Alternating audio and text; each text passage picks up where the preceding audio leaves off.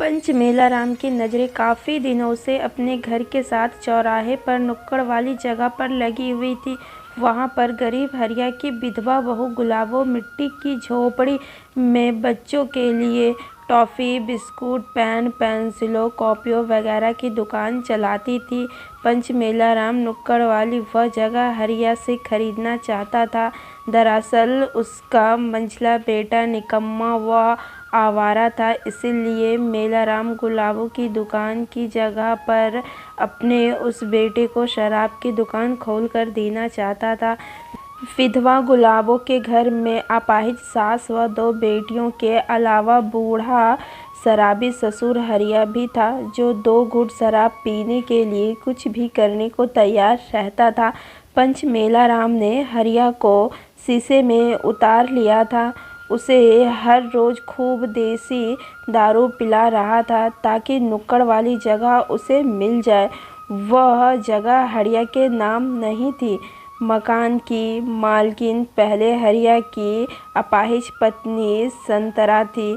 बेटे नरपाल की शादी हो गई थी तो बहू गुलाबो आ गई थी। गुलाबो बेहद मेहनती, गुणवान, अच्छे चरित्र की औरत थी।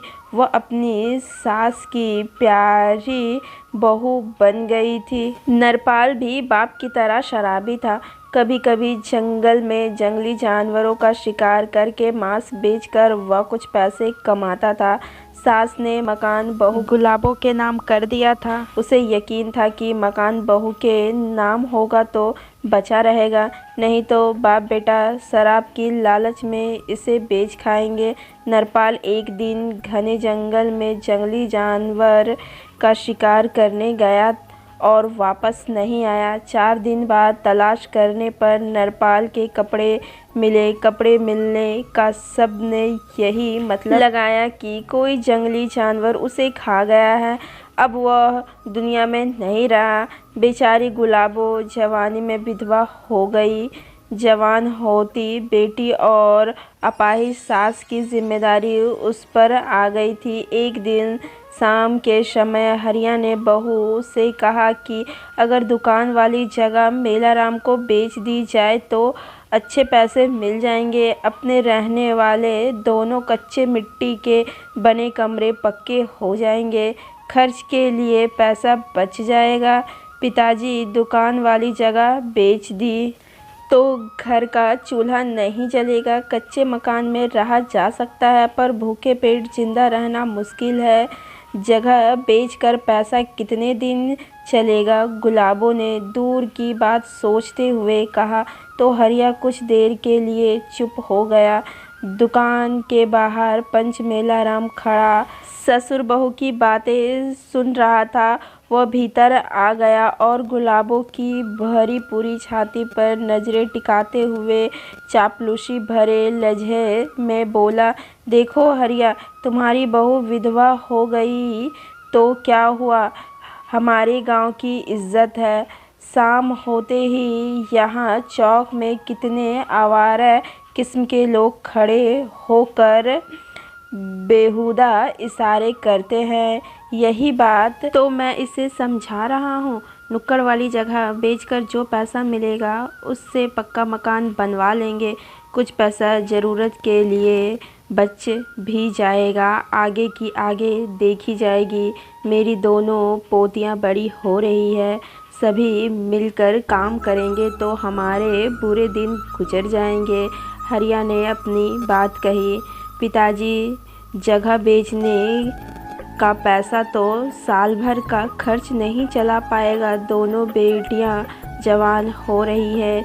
इन दोनों की शादियां भी करनी है। सासू माँ भी दूसरों की मोहताज हैं। गुलाबो ने कहा। गुलाबो की बात पर मेलाराम हमदर्दी जताते हुए बोला, गुलाबो, तू अपने रोज़गार की चिंता मत कर। मैं सरकारी स्टाम्प पेपर पर लिख कर दूंगा। तुम्हारी दुकान पर मैं शराब की दुकान खोलूँगा। महीने भर में कम से कम 10 से 12 लाख रुपए की आमदनी होगी। इस कमाई में से 25% हिस्सा तुम्हारा होगा। महीने के महीने तुम्हें तुम्हारा हिस्सा मिल जाएगा। वह तो बात की बात है काका, काम चलने में साल भर लग जाएगा, इससे पहले हम खाएंगे क्या?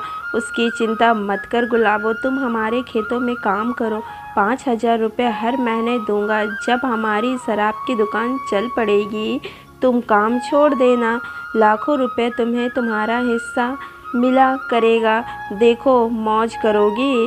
कहते हुए मेलाराम ने 5,000 रुपये उसके सामने लहरा दी। रुपये रख लो बहू, 5,000 रुपये हर महीने मिलेगा। जब हमारी दुकान में दारू की कारोबार चल निकलेगा तो तुम्हारा हिस्सा लाखों में मिलेगा, तब खेतों में काम करना छोड़ देना। ससुर हरिया ने हरे हरे नोटों को ललचाई नज़रों से देखते हुए कहा। इधर गुलाबो भी सोच में पड़ गई थी। वह छोटी सी दुकान में हर महीने मुश्किल से 1,000-1,200 रुपये ही कमा पाती थी। इसी मामूली से काम में उसका सारा दिन खत्म हो जाता था। अगर मेलाराम के खेतों में काम करने से 5,000 रुपये महीना मिल जाए तो 2,000 में घर का खर्च चलाकर वह 3,000 रुपये बचा सकती है। इस तरह 2-3 साल काम करेगी तो अपनी दुकान की जगह बेचे बगैर ही वह अपने दोनों कमरे पक्के बनवा सकती है। अभी गुलाबो सोच ही रही थी कि मेलाराम ने 5,000 रुपये गुलाबो के सामने रख दिए। जब उसने दूसरे दिन काम पर आने को कहा तो गुलाबो ने गंभीर लहजे में अपनी मन की बात कही। ठीक है काका, आपके खेतों में काम जरूर करूँगी, मगर मैं अपनी सास और पति की निशानी अपने मकान का एक कोना तक नहीं बेचूंगी, पहले ही कह देती हूँ। अरे हरिया, तू अपनी बहू को ठंडे दिमाग से समझाना, मैं जो भी काम करूँगा उससे तुम्हारा भी फ़ायदा होगा। कहते हुए मेलाराम चला गया। बहू सारे रुपए संभाल ले, कल से काम पर जाना शुरू कर देना, तुम्हारी दुकान पर मैं काम कर लूँगा, बूढ़ा आदमी हूँ, बैठा रहूँगा। हरिया ने आगे की योजना बनाते हुए कहा। रुपए लेकर गुलाबो सास के पास गई और सारी बात बताई तो सास ने नुक्कड़ वाली दुकान की जगह बेचने से साफ मना कर दिया। वह बहू के मेलाराम के खेतों में काम करने के पक्ष में नहीं थी, मगर उसे अपनी बहू पर यकीन था। गुलाबो को काम करते हुए महीने भर से ऊपर हो गया था। दूसरे महीने का पैसा भी मेलाराम ने दिया नहीं था। शाम को जाते समय गुलाबो ने पैसे मांगे तो मेलाराम ने उसे रुकने को कहा। उसके साथ काम करने वाली दूसरी औरतें जा चुकी थी। दरअसल मेलाराम ने खेतों पर भी मकान बना रखा था। वह उसमें खेतों की रखवाली करने या फसल में रात को पानी देने के लिए रुकता था। शाम हो चुकी थी, दूर दूर तक सन्नाटा पसरा था। गुलाबो को लगा कि अगर ज़्यादा देर हो गई तो अकेले गांव जाना मुश्किल होगा। मेलाराम अपने कमरे में था। वह काफ़ी समय से बाहर निकल नहीं रहा था। गुलाबो परेशान होकर कमरे में घुस गई। महीने का पैसा मांगा तो मेलाराम ने झपटकर उसे अपनी बाहों में कस लिया और उसकी साड़ी खींचने लगा। गुलाबो ने मेलाराम को अपने से दूर कर उसे उसकी बूढ़ी उम्र का एहसास कराना चाहा। यह क्या पागलपन है, तुम मेरे बाप की उम्र के हो, ऐसी घिनौनी हरकत तुम्हें शोभा नहीं देती। तभी बाहर से गुलाबो की 12 साल की बेटी उसे तलाश करती हुई वहाँ आ गई।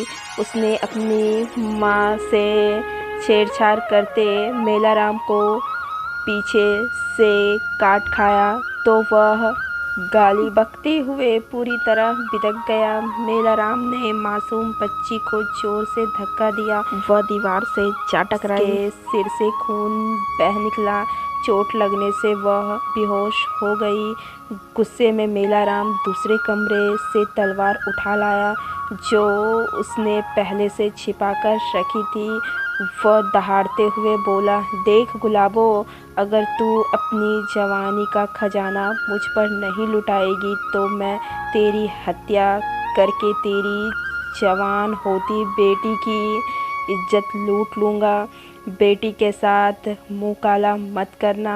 हम माँ बेटी तो पहले ही मुसीबत की मारी है। बेचारी गुलाबो अपनी हालात पर सिसक उठी। मेलाराम के हाथ में चमकती तलवार देखकर वह घबरा उठी। अगर उसकी हत्या हो गई तो उसकी बेटी को बचाने कौन आएगा? ठीक है, अगर अपनी जवान होती बेटी की आबरू बचाना चाहती हो तो तू पहले सफ़ेद कागज़ पर लिख कि अपनी नुक्कड़ वाली दुकान मुझे बेच रही है, साथ ही जिस्म से सारे कपड़े उतार दे। बूढ़ा आदमी हूँ, थोड़े बहुत मज़े लूटूंगा। तेरी बेटी को तेरे साथ हिफाजत से घर छोड़ आऊँगा। तेरी महीने का पैसा इस शर्त पर दूंगा कि हर शाम मेरी इच्छा पूरी करके जाया करेगी।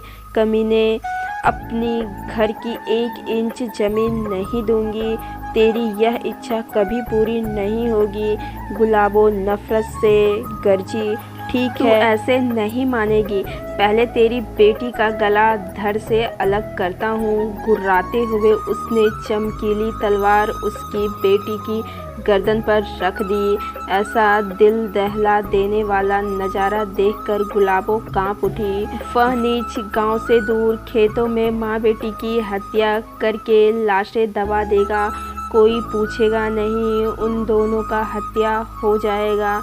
उसका पति जिंदा नहीं है, ससुर शराबी है, अपाहिज सास भीख मांगती फिरेगी। अभी गुलाबो सोच में उलझी थी कि मेलाराम फिर गरजा, अरे सोच क्या रही है, जल्दी से सादा कागज पर अपना नाम लिख, अपने सुलगते मचलते जिस्म से कपड़े उतार, नहीं तो तेरी बेटी का खात्मा हो गया समझ ले। मजबूर गुलाबो ने सामने पड़े कागज पर दस्तखत कर अपना बदन मेलाराम को सौंप दिया। गुलाबो का मादक बदन मेलाराम के दिलो दिमाग में वासना का तूफान जगाने लगा था। मेलाराम ने जवानी में ऐसा मचलता हुस्न नहीं देखा था। वो अभी आगे बढ़ता कि बाहर से आती कुछ आवाज़ें सुनकर चौंक उठा। आवाज़ें उसके मकान के नज़दीकी से आ रही थी। गुलाबो ने फटाफट अपने कपड़े पहन लिए। तभी उसकी छोटी बेटी हाफती हुई आई और माँ से लिपटते हुए बोली, माँ माँ, बाहर देखो, पापा आ रहे हैं, अपने साथ पुलिस को भी ला रहे हैं। या तू क्या कह रही है गुड़िया? तेरे पापा को तो जंगली जानवर। गुलाबो इतना कह पाई थी कि आंधी तूफान की तरह गुस्से की आग में सुलगता हुआ उसका पति नरपाल वहाँ आ पहुँचा। उसने मेलाराम को देखते ही दबोच लिया और उसे इतना मारा कि उसके दोनों हाथ टूट गए और एक आँख फूट गया। अगर पुलिस वाले नहीं बचाते तो नरपाल मेलाराम को मार ही डालता। हैरानी में डूबी गुलाबो ने नरपाल से पूछा, तुम्हें तो जंगली जानवर? नहीं नहीं, मुझे जंगली जानवर क्या खाएंगे, मुझे तो मेलाराम और उसके दोनों बेटों ने जंगल में पकड़ लिया था। मैं नशे में था। यह तीनों हमारा मकान हड़पना चाहते थे। मना करने पर इन लोगों ने मुझे बुरी तरह मारा, पीटा और बेहोशी की हालत में नंगा करके नदी में बहा दिया। इनका अंदाज़ा था कि लोग समझेंगे कि मुझे जंगली जानवर खा गए। नरपाल की बात सुनकर तो गुलाबो ने वह कागज़ फाड़ डाला जिस पर मेलाराम ने उससे दस्तखत कराए थे। गुलाबो आगे बढ़कर नरपाल से लिपट गई। ऐसा हादसा तुम्हारे शराब पीने की आदत के चलते हुआ था। पंचमेलाराम हमारे मकान की नुक्कड़ वाली जगह पर शराब की दुकान खोलना चाहता था। गुलाबो ने पति की शराब पीने की आदत पर अपना विरोध गुलाबो नशा समाज के लिए अभिशाप है। मैं इसका बुरा नतीजा भुगत चुका हूँ। अगर एक भला आदमी मुझे बेहोशी की हालत में बहती नदी से ना बचाता तो मेरी बेटी और पत्नी के साथ पता नहीं क्या हो जाता। अब मैं ना शराब पीऊँगा और ना ही शराब की दुकान खुलेगी। अब ये शैतान जेल जाएगा। नरपाल ने इतना कहा तो गुलाबो पति की बाहों में समा गई। धन्यवाद। मिलते हैं नेक्स्ट कहानी में।